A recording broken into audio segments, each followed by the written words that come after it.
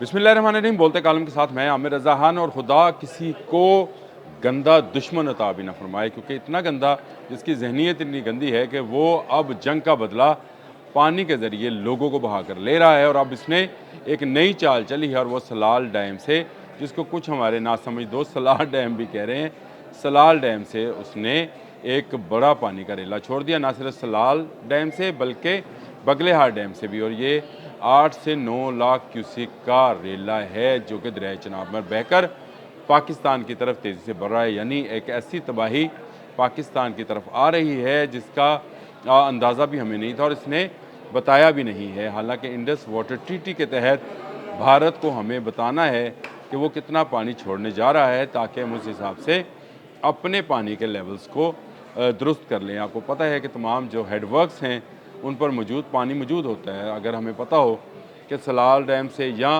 बगलेहार dam से या किसी भी डैम से जो है इनका महासागर डैम है, फिर इनका रंजीत सागर डैम है रावी के ऊपर, प्रताप सागर डैम है सतलुज के ऊपर, वहाँ से कितना पानी छोड़ा जाएगा, तो हमें अंदाज़ा होता है कि इसको इस वक्त तक कहाँ पे होना चाहिए। और इसीलिए दोनों तरफ वाटर कमीशन बने हुए हैं, जो कि इंडस वाटर ट्रीटी के तहत एक दूसरे को इतलात फराहम करते रहते हैं। कल मैंने एक व्लॉग किया था, जो कि वज़ीर आला सिंध की तैयारियों के हवाले से था, और उन्होंने बड़ी अच्छी बातें की थी। उनका कहना था कि उन्होंने तमाम हिसाब लगाया है कि गुड्डू बैराज तक आते आते ये रेला जो है ये 9 से 10 लाख क्यूसेक का हो जाएगा।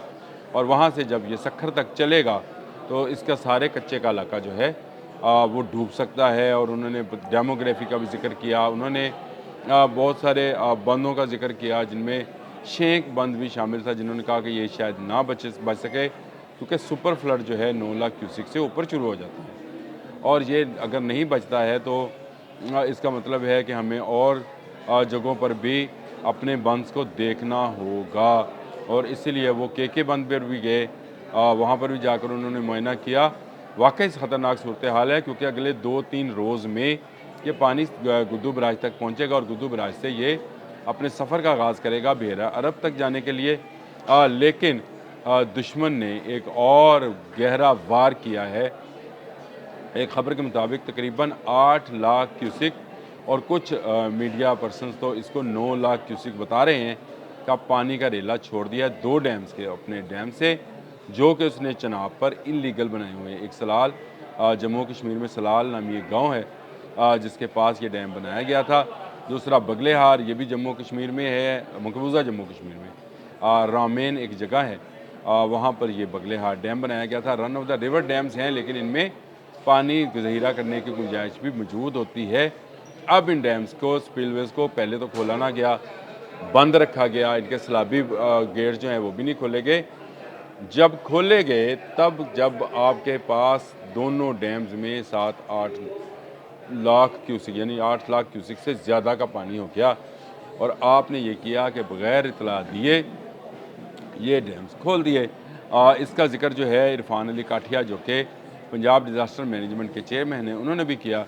और इस ख़तरे की घंटी जो है चेयरमैन NDMA इनाम हैदर मलिक, जो लेफ्टिनेंट जनरल इनाम हैदर मलिक हैं, उन्होंने बजाई। उन्होंने कल मुसद्दिक मलिक के साथ जो मीडिया कॉन्फ्रेंस की है वो किसी ख़तरे से कम नहीं है। मैंने आपको बताया कि सिंध के वज़ीर आला कह रहे थे कि 9 लाख क्यूसेक के ऊपर पानी जो है सुपर फ्लड हो जाता है। और इसमें उन्होंने बताया कि हमारी डेमोग्राफी के मुताबिक पानी वापस दरियाओं में जाता भी नहीं है, और बहुत अरसा स्टे करता है। और इसकी एक बड़ी वजह वो चट्टानें हैं जो ज़ेरे ज़मीन के अंदर मौजूद हैं, जो दरिया के समंदर के पानी को रोके रखती हैं।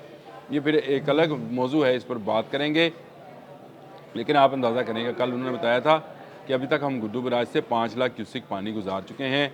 त्रीमू से 7-8 लाख क्यूसेक गुजरेगा, और त्रीमू में आपको पता है कि झेलम और चनाब मिलकर जो है त्रीमू में जाते हैं। अब चनाब में 8 लाख क्यूसेक, और झेलम से में जो 3 लाख क्यूसेक पानी उसने 2 दिन पहले छोड़ा था, तो ये पानी चलते चलते जब मिलेगा त्रीमू मुकाम से, और यहाँ से ये सतलुज को साथ लेता हुआ पंजनद में जाएगा, तो ये 12 से 14 लाख क्यूसेक पानी बन जाएगा। मुझे बताएं, 9 लाख क्यूसेक पे हम कह रहे थे, लेकिन कल चेयरमैन NDMA ने कहा कि 12-13 लाख का फिगर रखें, कम अज़ कम जो है वो 11 लाख है। और ज़्यादा से ज़्यादा 12-13 लाख मेरा ख्याल है जब ये पानी छोड़ा गया है सलाल डैम में, तो उस सलाल डैम से, तो उसके बाद से ये अब हमें 13-14 लाख क्यूसिक पानी गुजारने की जो है उसकी गुंजाइश बनानी होगी। लोगों को एवैक्यूएट करना होगा, निकालना होगा, उनके जानवरों के चारे का हिसाब रखना होगा। इस वक्त ज़्यादा ज़िम्मेदारी जो है वो वफाकी हुकूमत की है कि वो पहली बात तो ये है कि आलमी सतह पर इस मसले को उठाए कि भारत पानी को बतौर हथियार इस्तेमाल कर रहा है। जंग मई में बुरी शिकस्त के बाद वो अब पानी छोड़ कर और मुख्तलिफ रेलों की सूरत में पानी को निकाल रहा है, जो कि गलत है। अगर वो सारा साल ये पानी निकालता रहे और ये पानी जो है फ्लड दरिया के अंदर आता है, दरिया के अंदर आता रहे पानी, तो ना डैम में इतना पानी होगा कि उसको एकदम से छोड़ा जाएगा, फिर उसकी गुंजाइश बाकी भी मौजूद होगी। ये ठीक है कि इस साल कैचमेंट एरिया में ज़्यादा बारिशें हुई हैं और इनाम हैदर मलिक साहब ने तो ये भी कह दिया कि अभी एक और स्पेल आ रहा है जो 5 सितंबर तक जो है बरसाएगा बादल उन कैचमेंट एरियाज़ में जहाँ पे रावी, सतलुज और चनाब वाक़ हैं, यानी तीनों मशरक़ी दरिया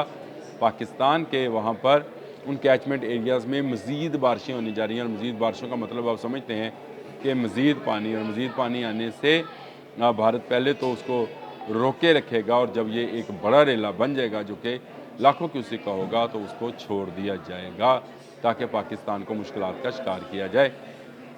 दुश्मन की गंदी चाल है, लेकिन अल्लाह ताला बड़ा बेनियाज़ है। अल्लाह ताला हमें इस दुख और इस परेशानी की घड़ी से इंशाअल्लाह ताला निकालेगा।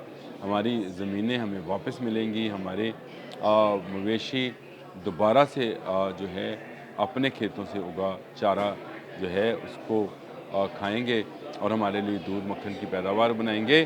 ये वक्त है, ये कठिन वक्त है, ना सिर्फ पाकिस्तान के लोगों के लिए बल्कि हुकूमतों के लिए भी। मस्ट अप्रिशिएट, मैंने कल भी किया था, आज भी कर रहा हूँ, सैयद मुराद अली शाह को, जिन्होंने बिफोर टाइम जो है दौरे शुरू कर दिए हैं, मुख्तलिफ बंद देखने शुरू कर दिए हैं। और मस्ट अप्रिशिएट टू मरियम नवाज़, जिन्होंने कल कसूर में सारा दिन बारिश के दौरान गुजारा और लोगों से मिली। मेरा ख्याल है कि पिछले 3-4 दिन से वो मुसलसल सैलाबी इलाकों का दौरा कर रही हैं। अब उन्हें जनूबी पंजाब भी जाना है क्योंकि पानी जो है तरीमू के बाद जनूबी पंजाब में चला जाएगा और वहाँ पर ज़्यादा तबाही के जो है बताए जा रहे हैं कि ये पानी तबाह करेगा। बहावलनगर में तो स्कूल भी बंद कर दिए गए हैं, मुख्तलिफ इलाकों में अभी से लोगों को एवैक्यूएट करना शुरू कर दिया गया है।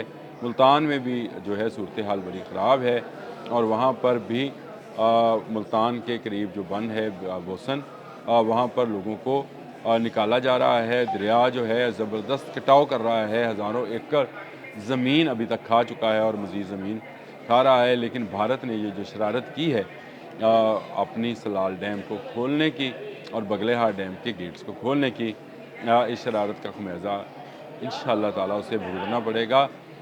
ये इंसानी जानों का मामला है और उन मासूम जानों का जिनको पता भी नहीं होता, वो अपने घरों में काम कर रहे होते हैं, सो रहे होते हैं, अपनी मामूलाती ज़िंदगी अच्छे तरीके से बसर कर रहे होते हैं, उन पर एकदम से आप सैलाब की आफत अगर छोड़ देंगे तो क्या आप समझते हैं कि अल्लाह पाक आपको भी खुश रहने देंगे?